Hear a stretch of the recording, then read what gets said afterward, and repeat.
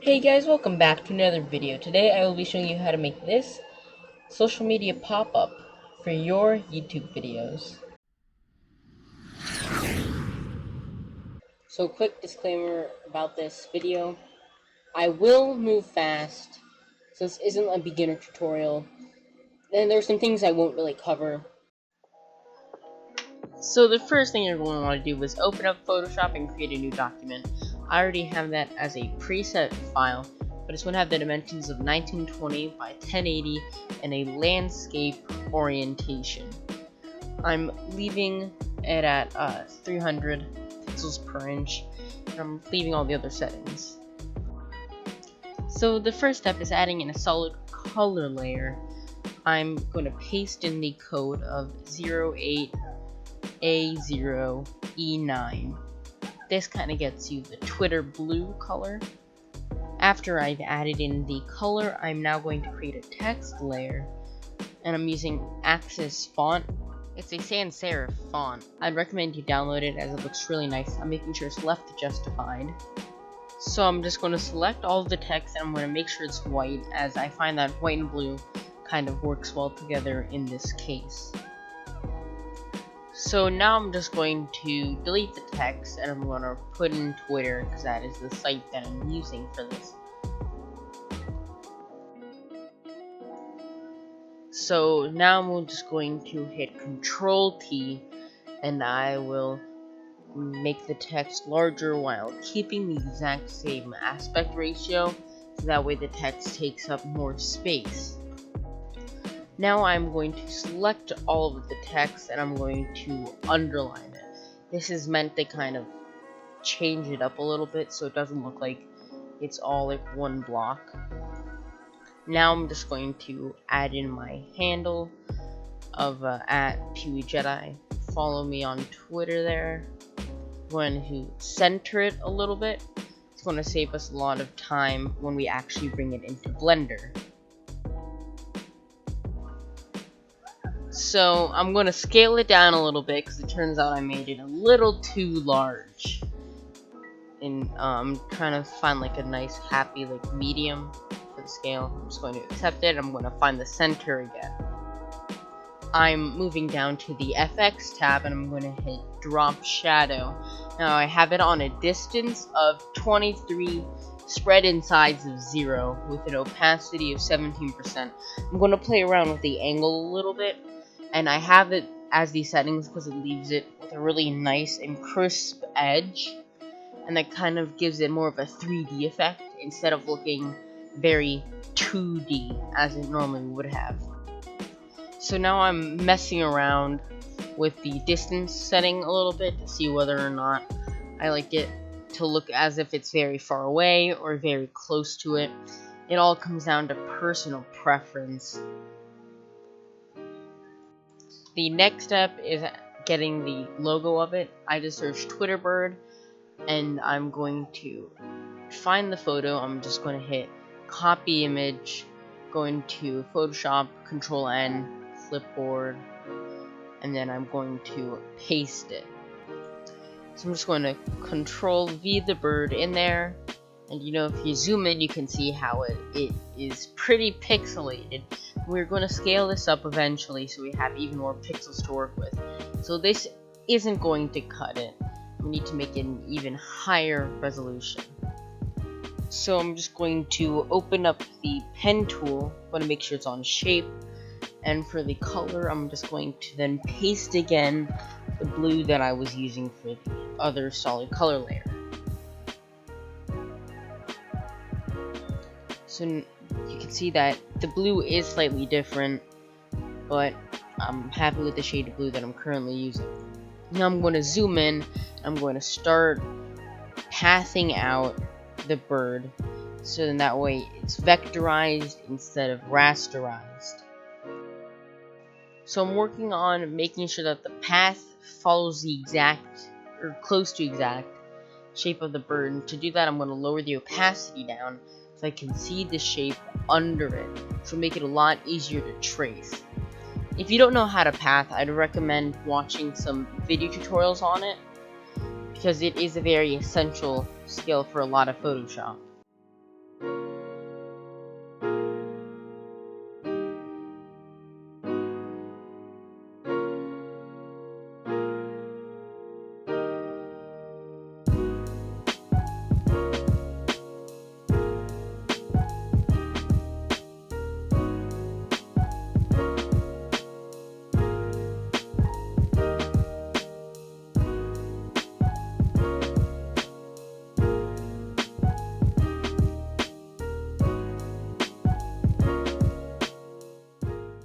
So I've finished up the path, and I'm going to delete the background layers as I don't need them anymore.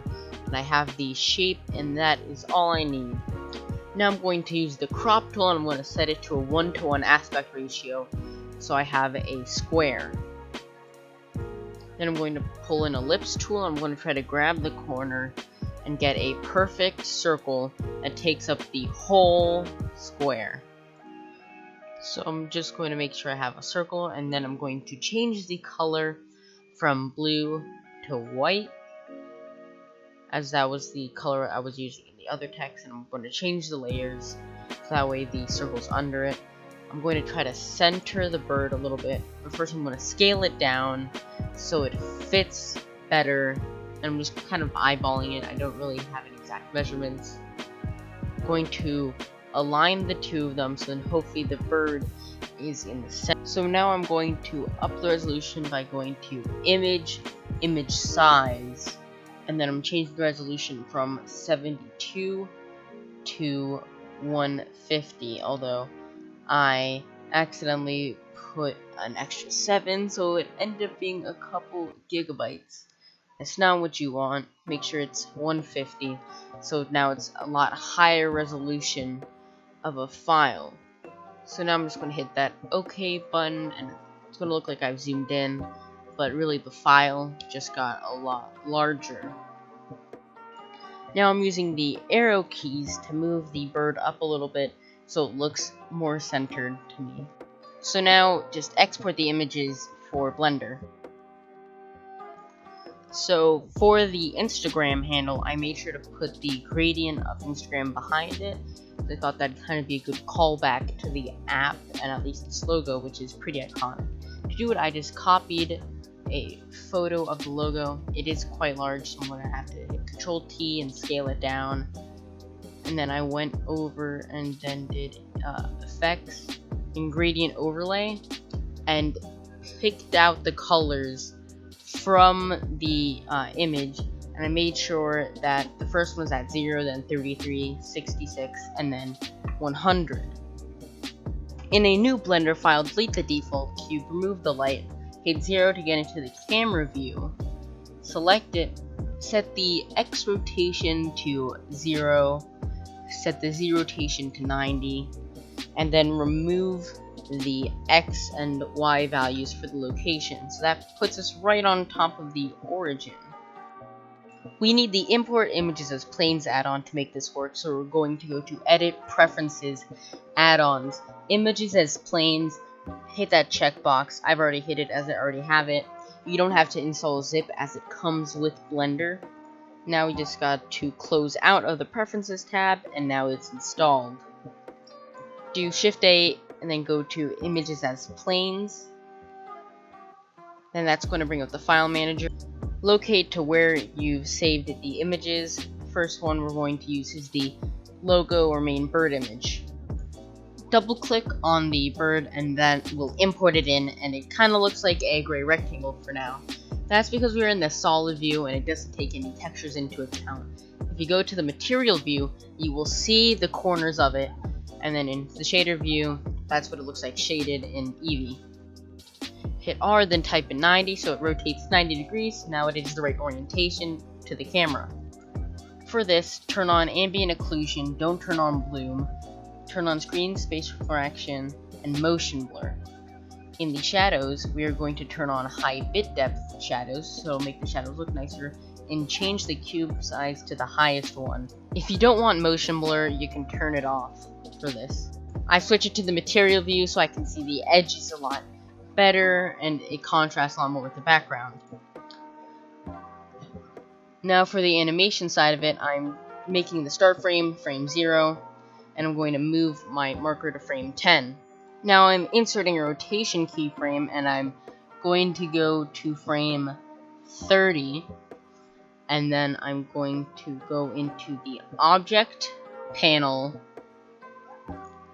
and so I'm going into the Z, and for it I'm going to put in 90 plus open parentheses 360 asterisk 2 close parentheses, and then enter, and then I'm going to go and hit I, insert keyframe rotation.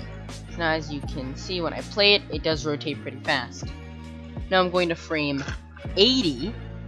I'm going to insert a rotation keyframe.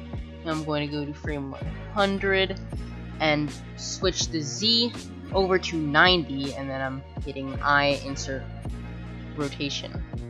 Now it spins fast, and then spins fast except backwards. Now I'm going to go Shift A, image, images as planes. I'm going to now select the handle part of it. I'm going to rotate along the Z-axis by 90 degrees.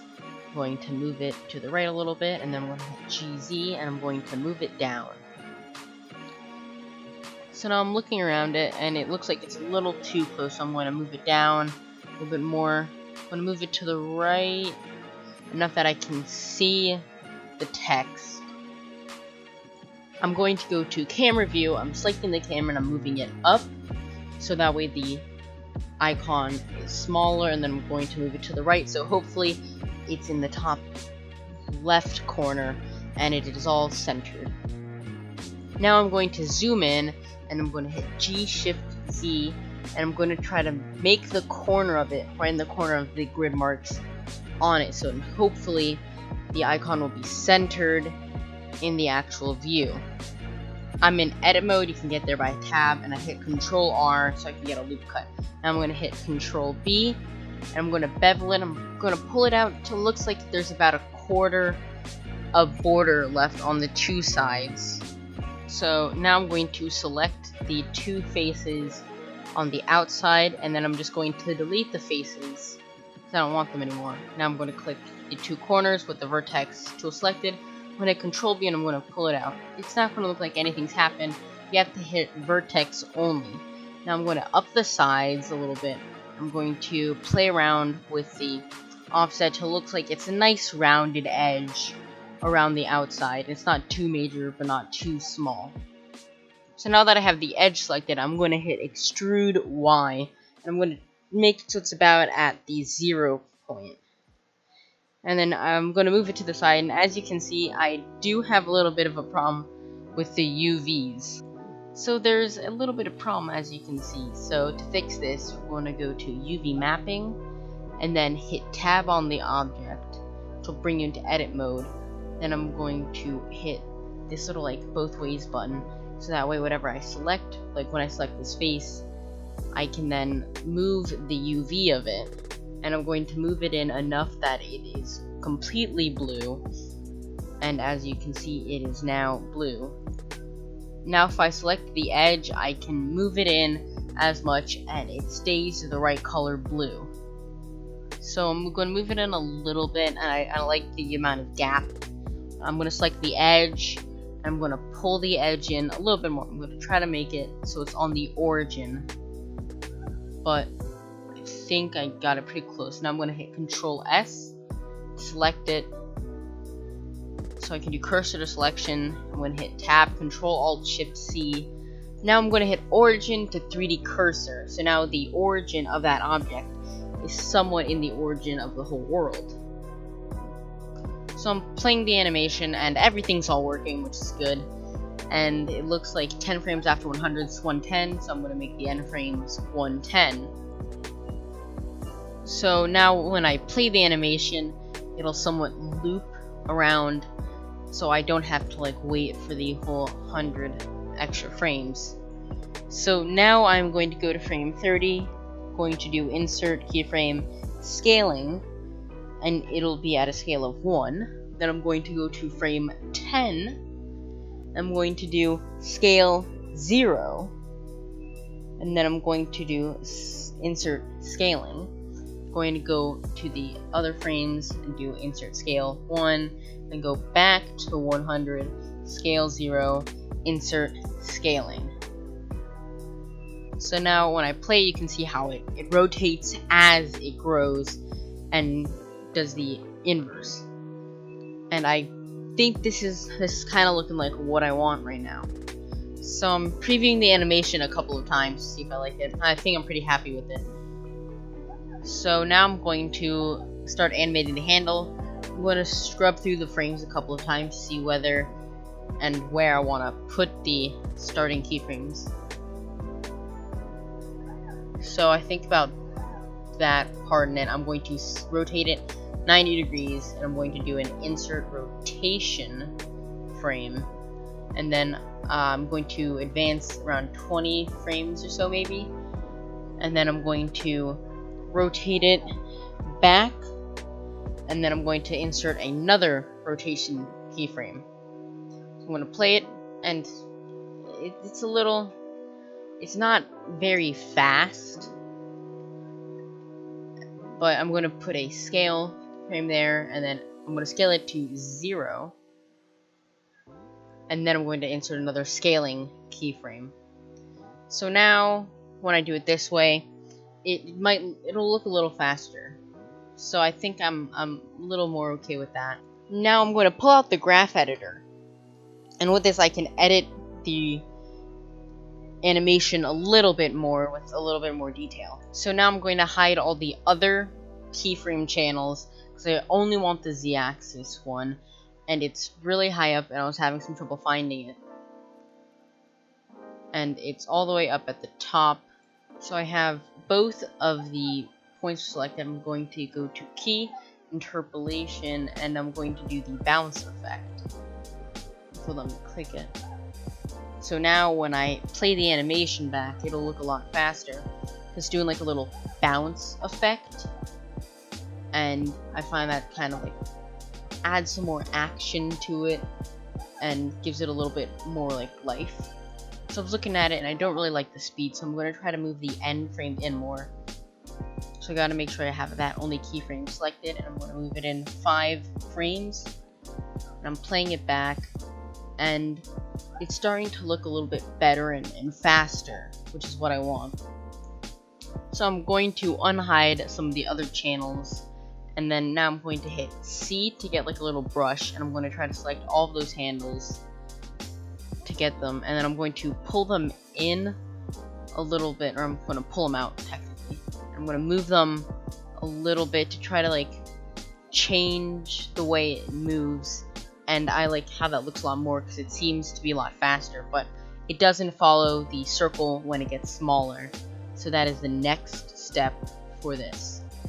So I'm going to pause it for now, and I'm going to look at the bird and what frames it starts its animations on, and I'm going to look at the ones for the handles so I can figure out the relative timing between the two of them.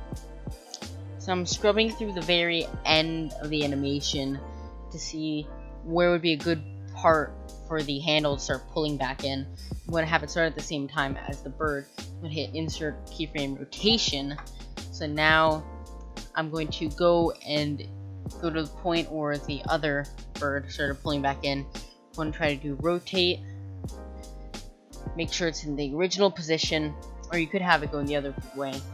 I'm going to put in the original position, then I'm going to hit insert keyframe rotation. So now I'm going to just do insert scale, and then at the original point I'm going to do scale 0, then another insert scale. Do the similar thing as the original pulling in animation. So now I'm going to pull the handle back, and I'm just going to watch the animation. And you might notice that when it goes out and does the scale in again, it does have the bounce modifier on it, and that's super easy to change. Now I'm going to hide the other channels except the Z rotation channels. I'm going to go to the top so I can mess with the handles a little bit. I'm going to select the very last 2 of the keyframes, and then I'm going to go to key, interpolation, and I'm going to send it back to Bezier. So that will reset the bounce effect, so it's no longer there.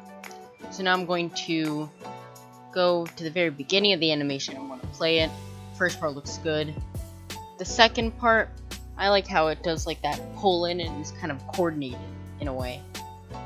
So I'm going to close out the F-curves window. I'm going to save it, and now I'm going to move the camera up a little bit, or a lot of it, and then I'm going to try to match the corner up with one of the corners on the grids, so then hopefully it's a little closer to like one square kind of away from the corner.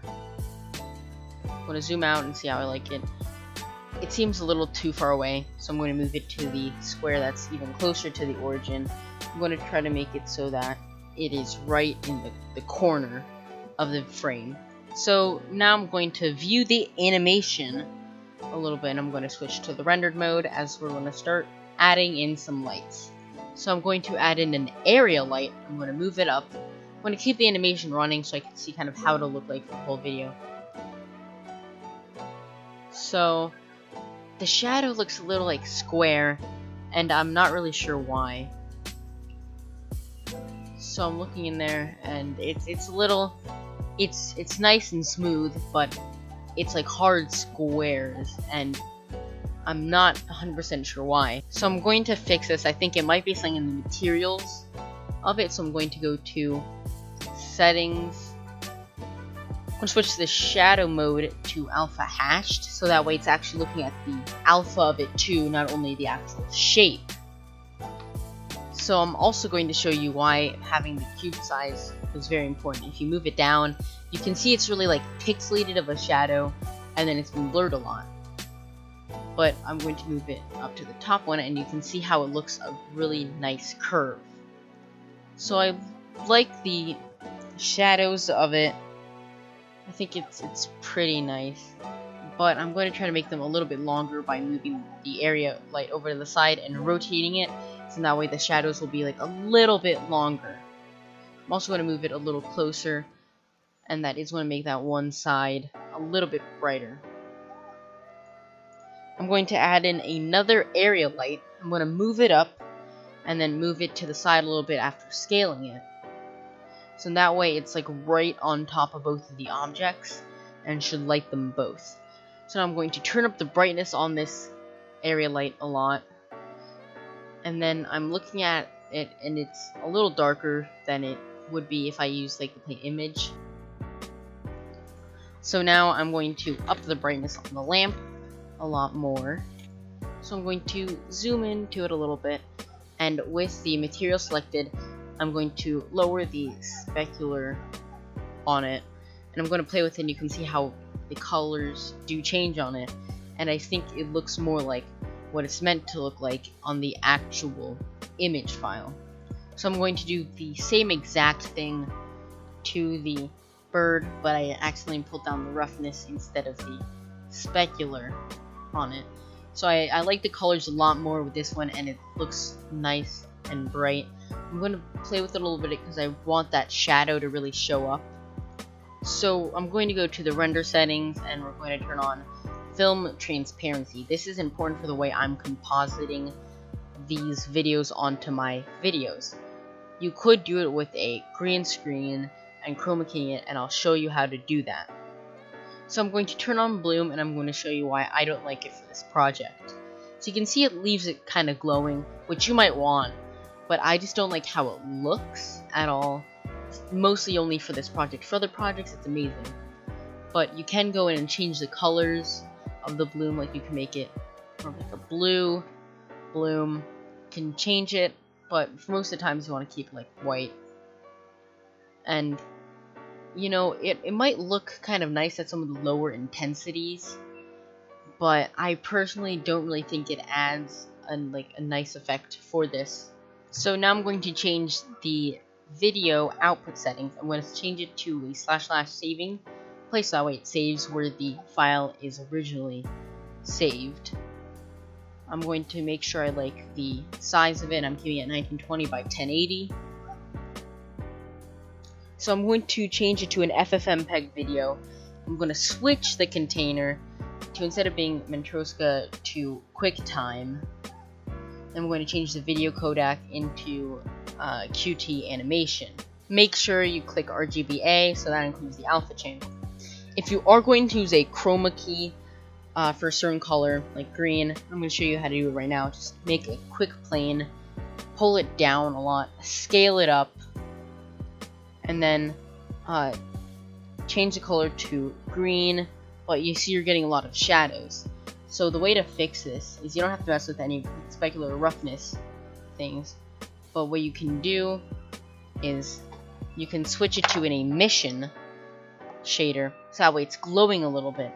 So then the shadows will still show up on the objects, but then it's a flat background. So you can export it this way in case you just want to use a green screen, as it will take up a lot less space.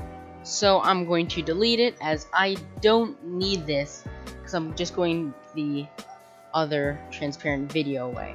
So now I'm going to pull my view to the very first frame of it. I'm going to hit Control F12 to start the rendering process. So I did speed up the rendering process, so you guys didn't have to watch it all.